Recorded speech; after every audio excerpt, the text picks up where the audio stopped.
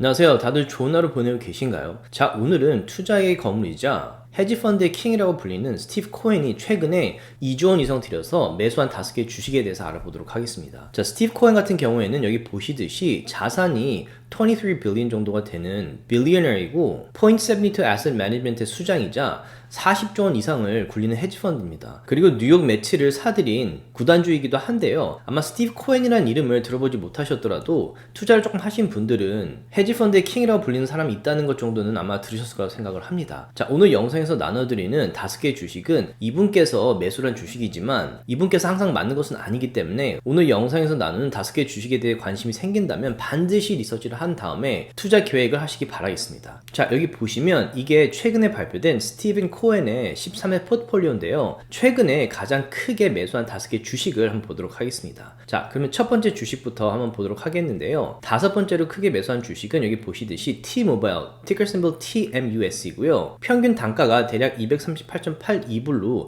총 341 million, 저희 돈으로 환산을 하면 약 4천억 원 이상을 매수를 했습니다. 자, T-Mobile 같은 경우에는 다들 아시겠지만 인터넷 서비스를 제공하는 대표적인 회사 중에 하나고, 여기 보시듯이 3개의 대표적인 회사가 있죠. Verizon이 있고 AT&T가 있고 T-Mobile이 있죠. 그런데 지금 같은 세상에 인터넷은 당연히 필요할 것이고 리세션이 일어난다고 하더라도 인터넷을 끊을 수는 없을 겁니다. 그리고 인터넷이 발전하면서 5G 얘기도 많이 나오고 있고 인터넷이 쓰이지 않는 곳이 점점 없어지고 있습니다. 더군다나 인공지능 시대가 발전하면 할수록 인터넷은 필수일 겁니다. 그렇기 때문에 이 인터넷 회사들은 리세션이 오든 마켓이 내려가든 마켓이 올라가든 간에 회사 자체는 계속해서 크게 성장할 가능성이 높다고 생각을 합니다. 그런데 스티브 코엔께서 왜 이 3개의 인터넷 제공하는 회사들 중에 T-Mobile을 선택했는지 궁금했었는데요. 일단 이 차트를 보시면 2007년부터 2025년까지 이 3개 회사의 마켓 쉐어를 나타낸 그래프입니다. 그래서 여기 보시면 요 맨 아래에 있는 게 이 핑크색이 T-Mobile인데 T-Mobile이 2007년도에는 가장 마켓 쉐어가 작았지만 여기 보시듯이 점점 성장을 하면서 2022년 이후로 가장 큰 마켓 쉐어를 차지하고 있고 그 비중도 계속 늘면서 2025년에는 가장 큰 마켓 쉐어를 차지하고 있다는 걸 볼 수 있습니다. 자, 이 그래프만 보시면 T-Mobile의 성장 속도가 다른 2개의 인터넷 제공 회사들보다 훨씬 크다는 걸 알 수 있습니다. 그런데 이 3개의 회사에 대한 밸류에이션을 보기 위해서 FinViz라는 웹사이트에 가서 이 회사들의 PE 레이쇼랑 Forward PE 레이쇼랑 PEG 레이쇼를 비교를 해봤는데요. 자, Verizon 같은 경우에는 PE 레이쇼가 8.3이고 Forward PE 레이쇼는 8.18입니다. 그리고 AT&T 같은 경우에도 PE 레이쇼가 7.57이고 Forward PE 레이쇼가 10.53인데 그거에 비해서 T-Mobile은 PE 레이쇼가 상당히 높습니다. 다른 2개의 회사에 비해서 좀 고평가됐다고 생각을 하시면 되는데요. PE 레이쇼가 18.24고 Forward PE 레이쇼는 16.61입니다. 그런데 연 성장률까지 반영을 한 PEG 레이쇼를 보시면 Verizon이나 AT&T에 비해서 T-Mobile이 확실히 작긴 합니다. 다시 말해서 T-Mobile의 P 레이쇼나 Forward P 레이쇼가 높긴 하지만 이 지난 몇 년간의 성장률을 봤을 때는 T-Mobile의 성장률이 다른 2개 회사에 비해서 계속해서 더 크게 일어날 가능성이 높다라는 것을 나타낸 수치입니다. 자, 그럼 이 회사의 파이낸셜을 보기 위해서 시킹 알파라는 사이트에 왔는데요. 미국 주식에 투자하시는 분이시라면 이 시킹 알파는 반드시 써보시기 바랍니다. 지금 디스크립션 아래 링크를 클릭하시면 할인을 받아서 구독하실 수 있는데요. 미국 주식을 하루 이틀 투자하는 게 아니라 오랫동안 투자할 생각이 있으시다면 시킹 알파만큼 모든 정보들을 한 곳에 모아놓은 플랫폼이 없다고 생각을 하고 저도 매일 사용하고 있습니다. 자, 그래서 이 위에 가서 티cker 심볼을 치시면 대략적인 회사에 대한 정보들이 있는데요. 지난 1년간 주가가 가장 높았을 때가 276.49불이고 가장 낮았을 때가 188.12불이네요. 자, 그래서 여기 보시면 이 파이낸셜, 여기 여러 가지 기능들이 있지만 저는 주로 파이낸셜에 들어가서 이 회사의 재정 상태를 보는 편인데요. 일단 인컴 스테이트먼트를 들어가시면 매출과 익스펜스랑 이 growth profit이 있습니다. 그래서 10년 동안의 이 회사에 대한 어떤 재정적인 상태를 나타내주는 표인데요. 여기 보시듯이 일단 매출은 이 그래프를 보시면 아시겠지만 계속해서 성장을 하고 있습니다. 그런데 매출만 는다고 해서 좋은 게 아니라 매출에서 익스펜스를 뺀 growth profit을 보는 게 중요한데요. 이 growth profit 역시 계속해서 늘고 있는 것을 보실 수 있고 느는 정도도 점점 늘고 있습니다. 그리고 앞으로 인터넷이 계속 필요하기 때문에 이 수치도 계속 늘 것으로 예상이 됩니다. 그리고 밑에 오시면 net income, operating income도 중요하죠. operating을 통해서 손해를 보느냐 아니면 수익을 보느냐를 나타내는 건데 일단 operating income이 플러스이면 좋습니다. 그리고 이 수치가 높을수록 좋겠죠. 근데 T-Mobile 같은 경우에 역시나 operating income이 점점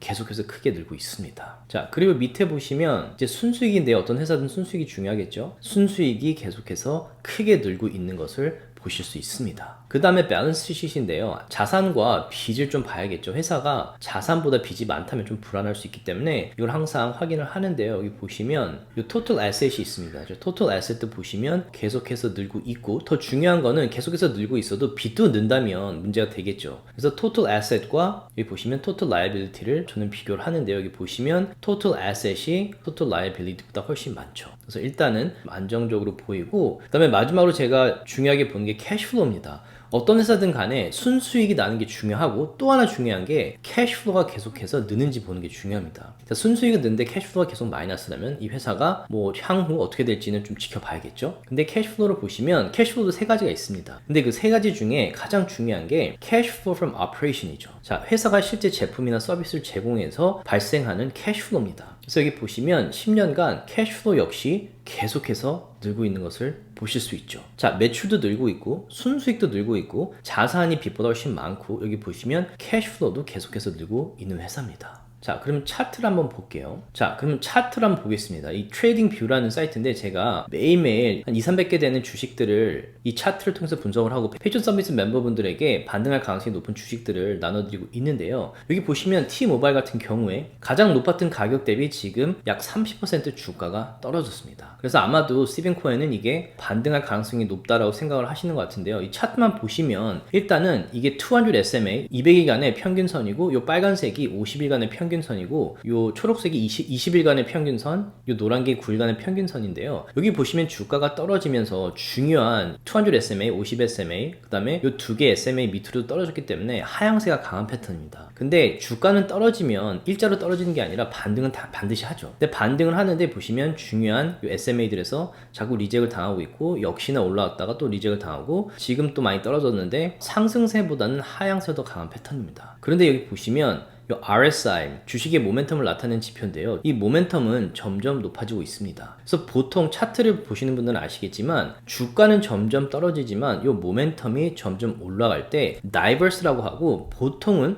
이 모멘텀을 따라가는 경우가 많습니다. 자, 네 번째로 크게 매수한 주식이 바로 에어비앤비인데요. 380% 이상 추가 매수를 한 주식이고요. 여기 보시면 평균 단가가 126.68입니다. 그리고 총 352 billion, 약 4천억 이상 추가 매수를 한 주식이죠. 자, 에어비앤비라는 회사를 모르시는 분들은 없을 거라고 생각을 합니다. 그리고 최근에 많은 분들이 이제는 호텔이 아니라 가구들이 갖춰져 있고 집에 머물기 좋아하기 때문에 호텔에 머무는 분들보다 에어비앤비를 선호하시는 분들도 많고, 에어비앤비를 한번 경험하신 분들은 호텔을 답답하게 느끼시는 분들이 많아지는 것 같습니다. 그리고 특히나 MZ세대들이나 젊은 세대들은 호텔보다는 이렇게 다양한 가구들이 갖춰져 있고 다양한 환경에 놓여져 있는 이 에어비앤비를 이용하는 비중이 훨씬 높아지고 있습니다. 그리고 실제로 2025년에 이 분석을 한 그래프인데요. 호텔에 머무는 분들과 에어비앤비를 선택하시는 분들의 비중을 나타내는 표인데요. 여기 보시듯이 아직까지는 호텔을 선호하시는 분들이 약 53%로 조금 많긴 하지만 에어비앤비를 선호하시는 분들이 47%입니다. 그리고 이게 실제로 에어비앤비의 성장률을 나타낸 그래프인데요. 2016년부터 2024년도까지 에어비앤비를 사용하는 분들의 성장률을 나타낸 겁니다. 보시듯이 에어비앤비가 쭉쭉쭉쭉 늘다가 아무래도 이때 코로나가 터지면서 잠시 주춤했는데 다시 팬데믹이 풀리고 나서 에어비앤비를 사용하시는 분들이 점점 많아지고 있는 것을 보실 수 있습니다. 자, 그리고 여기 파이낸셜을 다시 들어가 보시면 매출이 계속해서 늘고 있는 걸 보실 수 있죠. 근데 익스펜스를 뺀 growth profit을 보셔도 점점 성장하고 있는 것을 보실 수 있습니다. 자, 그리고 operating income을 보시면 초반에는 당연히 마이너스였겠죠. 그리고 코로나가 터지면서 마이너스가 컸는데요. 여기 보시듯이 코로나 팬데믹이 끝나고 나서는 점점 operating income도 늘고 있습니다. 그리고 밑에 net income도 보시면 초반에는 마이너스였다가 코로나 때 마이너스가 심했죠. 근데 팬데믹이 끝나고 나서 수익이 나고 있고, 사실 에어비앤비가 변동성 좀 있지만 그래도 꾸준히 늘고 있는 추세이긴 합니다. 자, 그리고 자산이 빚에 비해서 훨씬 많은 편이죠. 재정적으로도 비교적 안정하다라고 말씀을 드릴 수 있겠습니다. 그리고 오퍼레이션으로 인한 캐시플로우를 보시면 역시나 팬데믹 이후에 크게 늘고 있는 것을 보실 수 있죠. 그 다음에 finviz.com이라는 사이트에 가시면 어떤 회사든 그 회사의 밸류에이션을 측정해주는 수치들이 나오는데요. P 레이쇼가 36.299, forward P 레이쇼가 25.41로 낮아지긴 했기 때문에 내년에 더 성장성이 높다라고 판단을 하는 것 같은데 PEG 레이쇼도 1.64입니다. 그래서 아주 높은 것은 아니지만 그렇다고 아주 저평가된 수치는 아니라고 생각을 합니다. 그리고 트레이딩뷰에 가서 이 차트를 보시면 에어비앤비 같은 경우에 주가가 이 200 SMA랑 50 SMA를 뚫고 올라오면서 상승세를 보이고 있는데요. 보통 200 SMA를 뚫고 올라오면 대부분의 주식들은 이 200 SMA랑 50 SMA까지 한번 다시 내려온 다음에 만약 상승세가 이어지려면 여기서 반등을 하면서 쭉쭉 올라가는 경우가 많습니다. 지금 모멘텀도 좀 떨어지고 있긴 한데요. 일단은 주가가 이 200 SMA 한 125불 정도까지 떨어졌을 때 다시 반등하는지 이 지점에서 떨어지는지를 보셔야 될 것 같습니다. 그런데 스티브 코엔 같은 경우에는 126불에 산 걸로 지금 보고가 됐는데요. 한 요 200 SMA를 뚫고 올라가면서부터 매수를 한 게 아닌가라는 생각이 듭니다. 그래서 보통 요 200 SMA를 뚫고 올라가면 하향세에서 상승세가 점점 강하게 오고 있다라는 사인이긴 합니다. 자, 그리고 세 번째로 최근에 크게 매수한 주식은 ASML인데요. 여기 보시면 평균 단가가 884불로 총 430 million 혹은 4천억 원 이상 매수를 한 주식이죠. 자, 이 주식에 대해서는 제가 멤버분들과 여러 번 말씀을 드렸었고, 여기 보시듯이 지금 세미컨덕터 칩을 디자인하는 데 있어서 세미컨덕터 칩을 제조하는 거는 TSMC가 최고라고 저는 생각을 하고 예전부터 투자를 했지만, 이 칩의 이 디자인을 꼼꼼하게 하는 데 있어서는 ASML이 거의 독보적인 회사라고 할 수 있고, 이 회사만이 갖고 있는 기술인 EUV lithography라는 그런 기술이 있는데요. 여기 보시듯이 아주 작은 실리콘 칩에다가 이 디자인을 꼼꼼하게 해주는 기술입니다. 그래서 어떤 칩이든 이 ASML의 기술을 사용하지 않으면 안 되기 때문에 독보적인 회사라고 할 수 있습니다. 그리고 여기 보시듯이 이 ASML은 세계에서 유일하게 이 기술을 갖고 있기도 하지만 이 기계 하나가 200밀리언이 넘기 때문에 다른 회사가 지금 와서 이 회사의 기술을 터득하는 것도 힘들지만 기계 하나당 200밀리언, 2천억이 넘는 돈이 되겠죠. 이 돈을 들여서 이 기계를 만들어서 이 회사와 경쟁하는 것도 말이 안 된다고 생각을 합니다. 그렇기 때문에 반드시 필요한 회사이기도 하고 인공지능 시대에 무엇이 상당히 강한 회사라는 생각이 들었기 때문에 작년에 멤버분들과 이 주식이 크게 떨어졌을 때 여기 보시면 673불에 함께 매수를 했었습니다. 자, 이 당시에 뭐 TSMC도 그렇고 엔비디아도 이때 매수를 했는데요. 그때 ASML을 매수하면서 제가 말씀드렸던 이유가 뭐였냐면 상당히 강한 모습을 갖고 있기도 하지만 차트를 보실 때도 제가 이 지점에 분할을 해서 매수를 했는데요. 차트를 보실 때도 주가가 크게 떨어졌다가 이 위클리 차트를 보시면 상당히 강한 지지선인 200 SMA를 여러 번 테스트를 하고 있었습니다. 그래서 탄탄한 회사들 같은 경우에는 이 위클리 차트로 봤을 때 주가가 이 200 SMA까지 내려왔을 때는 매수하기 좋은 기회인 경우가 많습니다. 자, 물론 이 200 SMA를 뚫고 내려가는 경우도 있겠지만 이 지점을 뚫고 하향세가 유지될 경우에는 아주 큰 풀백이나 리세션이 오는 경우 이외에는 대부분 반등을 합니다. 그리고 ASML 같은 경우에는 인공지능 시대에 반드시 필요하고 성장 포텐셜이 높은 회사이기 때문에 이 지점 밑으로 계속해서 떨어지면 리세션이 아닌 이상 다시 반등할 가능성이 높다는 판단에 이때 매수를 해서 지금 한 주당 한 600불 이상 수익이 나고 있죠. 인컴 스테이트를 보시면 뭐 레비뉴도 좋아지고 있지만 growth profits을 보시면 계속해서 늘고 있는 추세죠. 그리고 operating income 역시 계속해서 늘고 있는 추세입니다. 순수익도 계속해서 늘고 있는 것을 보실 수 있고, 인공지능 시대가 앞으로 계속 발전할 거라고 믿으신다면 칩은 아직까지는 반드시 필요하고 수요가 많을 겁니다. 칩에 대한 수요가 많으면 TSMC는 물론이고 ASML에 대한 수요도 많아질 수밖에 없습니다. 밸런스 시트를 보시면 total asset, 자산에 비해서 total liability가 훨씬 적다는 걸 보실 수 있죠. 그래서 재정적으로도 안정적인 회사이고, 그 다음에 캐시플로우를 보시면 캐시플로우도 늘었다가 뭐 익스펜스가 많아서인지 모르겠지만 줄었다가 지금 최근에 다시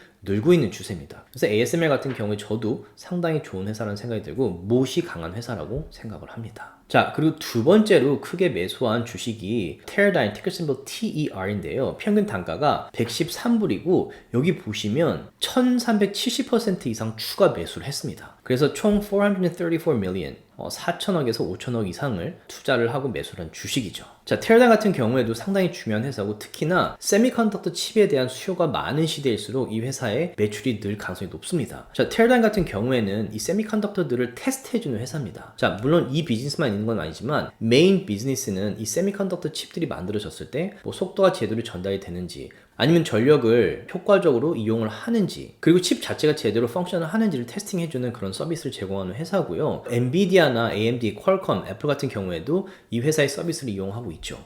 그리고 로봇 분야에도 기여를 하고 있는데요. 뭐 테슬라의 옵티머스처럼 휴미노이드 로봇이 돌아다니는 그런 로봇은 아니지만 사람과 함께 일을 할 수 있는 이런 로봇, 코봇이라고 하는데 Collaborative Robot의 줄임말인데요. 사람과 함께 일을 하면서 효율을 높일 수 있는 그런 로봇들을 만들고 있습니다. 그래서 이 회사 역시 성장 포텐셜 포텐셜은 높은 회사라고 생각을 하는데요. 흥미로운 것은 스티브 코엔이 이 회사를 무려 1300% 이상 추가 매수를 했다는 점이죠. 인컴 스테이트먼트를 보시면 growth profit이 쭉 늘어났다가 잠시 주춤했다 지금 다시 늘고 있는 추세고, operating income 같은 경우에는 쭉 올라갔다가 지금 줄어들었다가 다시 조금 오르고 있는 그런 추세네요. net income도 쭉쭉쭉쭉 올라갔다가 잠시 줄어들었다가 지금 다시 늘고 있는 추세입니다. 자, 그리고 밸런스 시트를 한번 보시면 토탈 자산이 여기 있고 토탈 라이빌리티를 비교를 해보시면 자산이 빚에 비해서 2배 이상 많은 그런 회사네요. 그 다음에 오퍼레이션으로 인한 캐시플로우를 보시면 이 차트에서 보시듯이 캐시플로우가 쭉쭉쭉쭉 늘다가 조금 주춤했다가 지금 다시 서서히 늘고 있는 추세네요. 그래서 앞으로 세미컨덕터 칩들에 대한 수요가 많을수록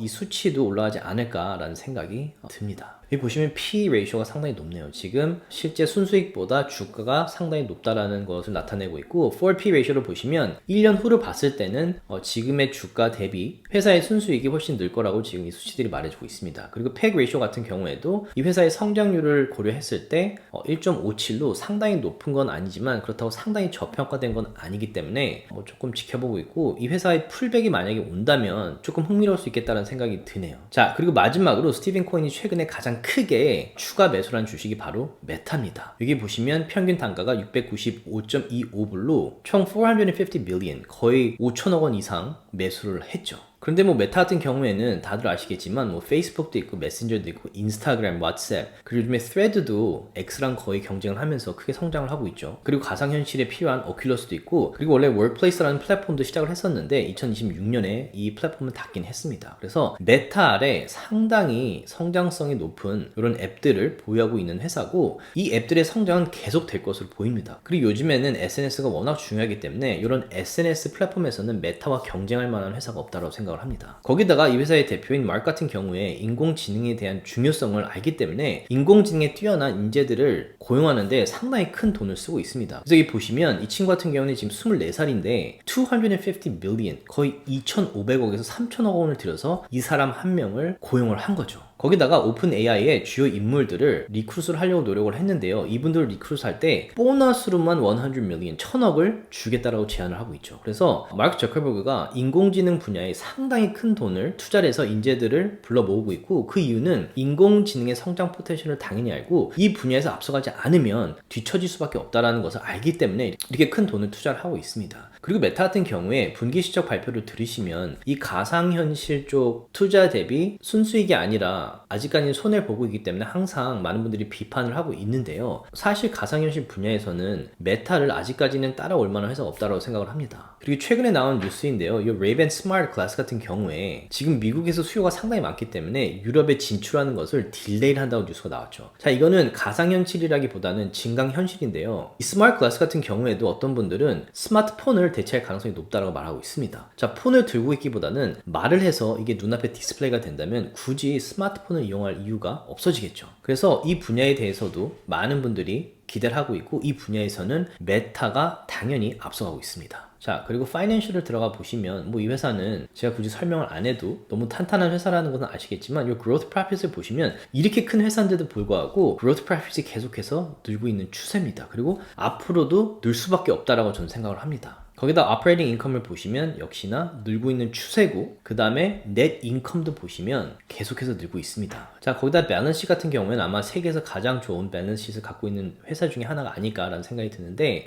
total asset 같은 경우 여기 나와 있죠, 이 수치가. 그리고 이 자산 대비 total liability가 3분의 1 정도입니다. 그리고 메타 같은 경우에 지금 투자를 많이 하고 돈을 많이 쓰고 있지만 온라인 서비스를 제공하는 회사이기 때문에 실제로 expense가 생각보다 많이 들어가지 않는 회사입니다. 그렇기 때문에 이렇게 큰 돈을 사용해서 인공지능의 인재들을 고용할 수 있는 이유 중에 하나이기도 하죠. 자, 그리고 캐시플로우를 보시면 역시나 여기 오퍼레이션을 인한 캐시플로우인데요. 역시나 캐시플로우가 점점 늘고 있습니다. 자, 이게 단순히 작은 회사 혹은 성장주, 소형주가 이렇게 크게 성장률을 보여주는 게 아니라 메타라는 상당히 큰 회사가 계속해서 이런 성장성을 보여주고 있는 겁니다. P 레이쇼가 27이고 forward P 레이쇼가 20입니다. 자, 메타 같은 회사의 forward P 레이쇼가 20이라는 것은 상당히 저평가됐다고 생각을 하고, 만약에 주가가 더 떨어져서 이게 20 밑으로 15 혹은 15 밑으로 떨어진다면 상당히 저평가된 겁니다. 그래서 2022년도에 메타의 주식이 89불, 90불까지 떨어졌을 때 이 forward P ratio가 거의 11, 12까지 떨어졌었습니다. 그래서 이때